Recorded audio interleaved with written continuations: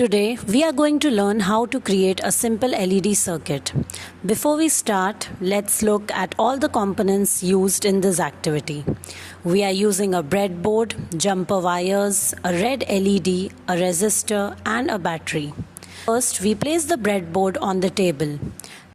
Next, we insert the red LED into the breadboard. After that, we connect a resistor in series with the LED. The resistor is important because it protects the LED by limiting the current.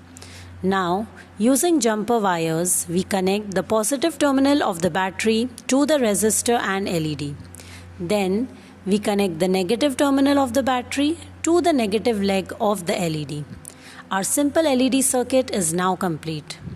As soon as the circuit is connected, current flows through the LED and the LED glows.